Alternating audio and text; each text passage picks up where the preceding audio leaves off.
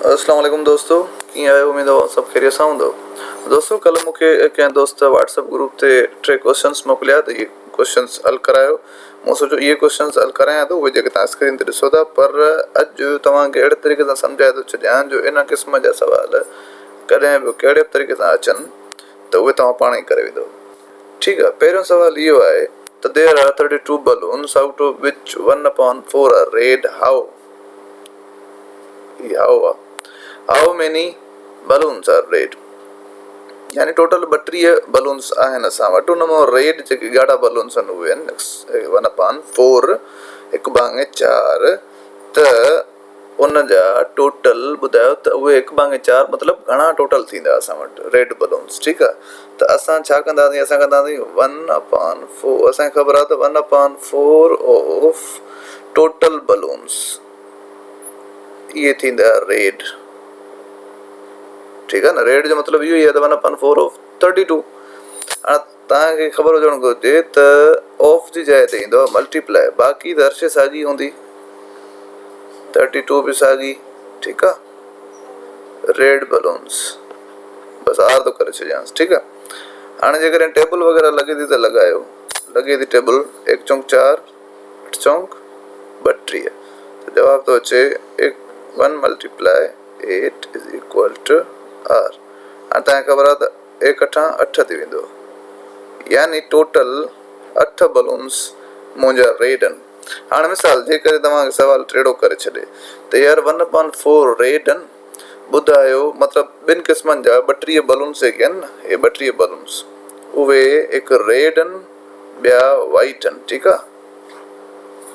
हाणे रेड तव्हांखे चयो अथई त 1/4 आहिनि, ॿुधायो त वाइट घणा आहिनि। अगरि अहिड़े क़िस्म जो कोई सवाल अची वञे त if there are total 32 balloons out of which 1/4 are red, tell me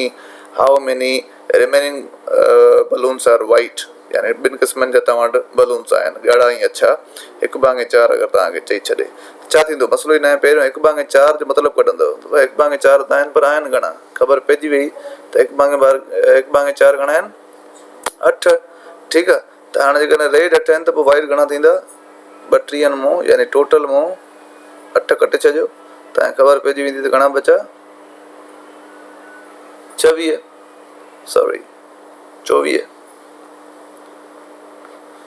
balloons बचा जेके 24 जो मक़सदु आहे त वाइट आहिनि। त कहिड़े बि क़िस्म जो सवाल कहिड़े बि तरीक़े सां अची वञे, हिन में खणी हिकु न, हिन में खणी तव्हांखे इहो चए त बाबा 1/4 रेड आहिनि ऐं 1/2 वाइट आहिनि, 1/8 ग्रीन आहिनि, इहे सभु ॻोल्हियो त मसइलो न आहे, तरीक़ो इहो ई आहे। ई ऑफ ॾेई 1/, जेका फ्रैक्शन आहे उहा ॾेई ऑफ टोटल। ठीकु आहे, गिवन ऑफ टोटल यादि करे छॾिजो। हाणे हलूं था ॿिए क्वेश्चन ते।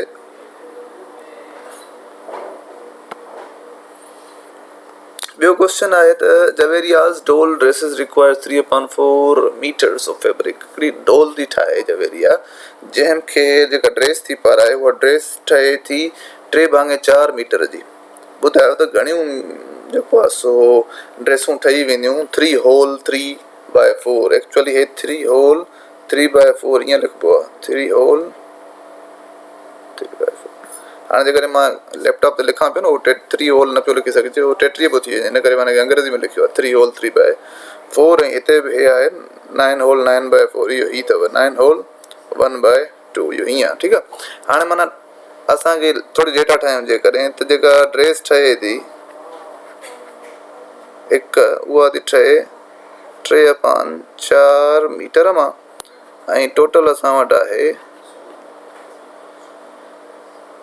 3 होल 3/4 मीटर। अच्छा, पहिरियों कमु असां इहो कंदा आहियूं त जेकॾहिं इनखे चइबो आहे मिक्स्ड फ्रैक्शन। हाणे इहे तक़रीबन मुंहिंजा 100 खां मथे वीडियोस ठाहिया पिया आहिनि, PhD GST जे लाइ मां ठाहिया हुआ, त उन में फ्रैक्शन वारा तमामु सुठा वीडियोस अथव, उहो तव्हां सम्झी छॾिजो त इहो मिक्स्ड मां कीअं अहिड़े फॉर्म में आणिजे, ई प्रॉपर इम्प्रॉपर में कीअं आणिजे। ठीकु आहे न, त छा थींदो 3 होल, असांखे छा करिणो पवंदो, असां हिन ऐं हिनखे मल्टीप्लाई कंदा आहियूं, यानी ज़र्ब, जेको जवाबु ईंदो हुन में मथां जोड़ कंदा आहियूं, यानी छा थी वेंदो 4 त्रिकी 12 प्लस 3 अपॉन साॻियो ई हूंदो। ठीकु आहे, त छा थी वेंदो हिन जो जवाबु, ही थी वेंदो 4 की 12 × 3 15 घणो थी वेंदो 15/4 मीटर यानी हिकु ड्रेस आहे 3/4 ऐं टोटल आहे 15/4 मीटर हिकिड़ी ड्रेस एतिरी ठहे त हाणे जेकॾहिं मां चवां तव्हांखे भाङा जेको आहे न फ्रैक्शन ॾुखी लॻंदी हूंदी मां मिसाल चवां हिकिड़ी ड्रेस थी ठहे 2 मीटरनि मां मूं वटि आहिनि 14 मीटर ॿुधायो घणी ड्रेसूं ठहंदियूं तव्हां चवंदव सर न ऐं हिनखे डिवाइड करे छॾियो वंड करे छॾियो 7 ड्रेसूं ठहंदियूं हिकु 2 मीटरनि मां 2 4 3 6 4 8 अहिड़े हिसाब सां 7 × 14 7 ड्रेसूं ठहंदियूं हाणे तव्हां एॾो सवलो इन करे करियो छो त हे फ्रैक्शन न ई ठीकु आहे जेकॾहिं फ्रैक्शन आहे त बि मसइलो न आहे थियण जो तमामु ईज़ी आहे ऐं मां हिनखे थोरो रिमूव करे वठां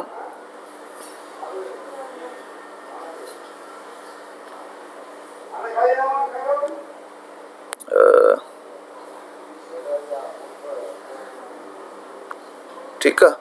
हाणे छा थींदो ही 15/4 थियो हुयो यादि करे छॾियो छा करिणो आहे असांखे डिवाइड करिणो आहे त माना टोटल खे डिवाइड कबो आहे गिवन सां टोटल डिवाइड बाय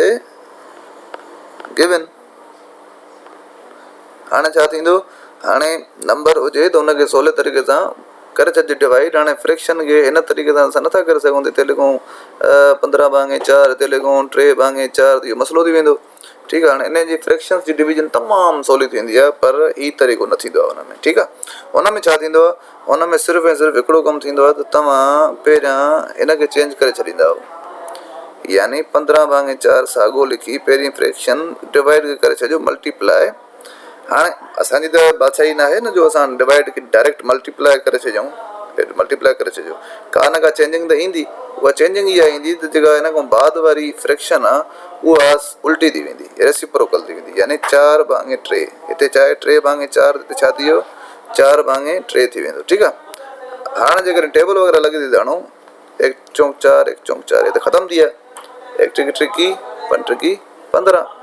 छा बचो हिते मथे थो बचे 5 ऐं हिन पासे थो बचे 1 हेठियां ही जेके ॿई 1 आहिनि इहे इग्नोर थी वेंदा त जवाबु छा आयो 5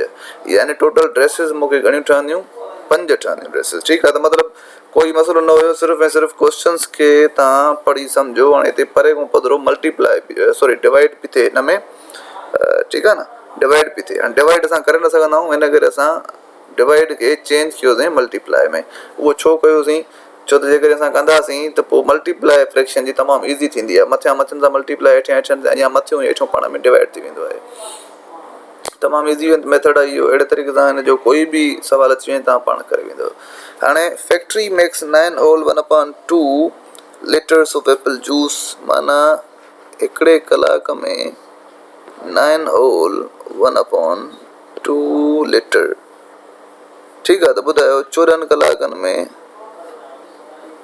घणो जूस ठहंदो मसइलो ई न आहे हाणे ॾिसो जेकॾहिं मां चवां त हिकु कलाक में थो ठाहियां मां 5 लीटर जूस त 2 कलाकनि में घणा ठहंदा 10 या 10 कीअं ख़बर पई एक्चुअली माना 5 खे न 2 सां मल्टीप्लाई करे छॾियो ज़रब 5 × 10 जेकॾहिं 3 खे चवंदुमि त 15 इहा कीअं थी ख़बर पई एक्चुअली माना 5 खे इन्हनि 3 सां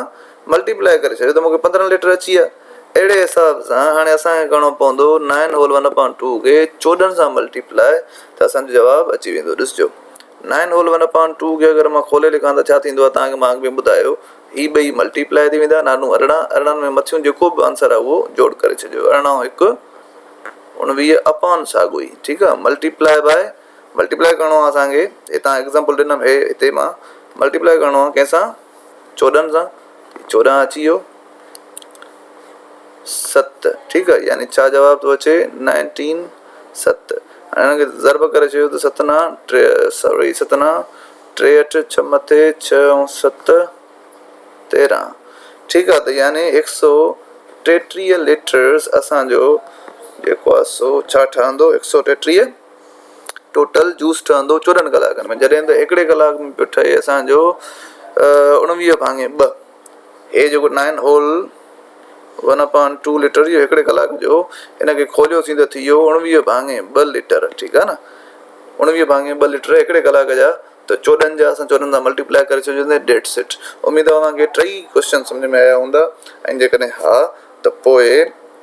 अहिड़े क़िस्म जा सुवाल इन ई तरीक़े सां कंदव। सिर्फ़ु एतिरो दिमाग़ु हलाइजो त मल्टीप्लाए करिणो आहे या डिवाइड, जीअं हिते डिवाइड पियो थिए हिते मल्टीप्लाए पियो थिए। अच्छा, उनजी बि हिकिड़ी ट्रिक आहे त जेकॾहिं तव्हांखे टोटल चए, टोटल ॻोल्हियो त उते मल्टीप्लाए थींदो आहे। ठीकु आहे, छा थींदो आहे? मल्टीप्लाए। ॾिसो हीअ चए पियो त 24 कलाकनि में घणा थींदा, यानी असांखे टोटल ॻोल्हणो पवंदो। हिक जी जॾहिं हिकिड़ी शइ मिलियल हुजे ऐं टोटल ॻोल्हणो हुजे उते मल्टीप्लाए, ऐं जॾहिं टोटल मिलियल हुजे का बि हिकिड़ी शइ ॻोल्हणी हुजे उते डिवाइड। ॾिसो हाणे टोटल हिकिड़ी शइ मिलियल आहे हिते असांखे, कहिड़ो हुयो, जवेरिया टोल्ड रिक्वायर, असांखे हिकिड़ी जी मिलियल आहे। ठीकु आहे, how many dresses can be made on, total असांखे ॻोल्हणा आहिनि फ्रॉम 3। ठीकु आहे, त हाणे हिते डिवाइड थींदी असांजी। सो उमेद तव्हांखे वीडियो सम्झ में आयो हूंदो, ऐं जेकॾहिं न त पोइ अगरि अञा कोई प्रॉब्लम हुजे त मां तव्हांखे सम्झाईंदुमि। तव्हां कमेंट में लिखी सघो था।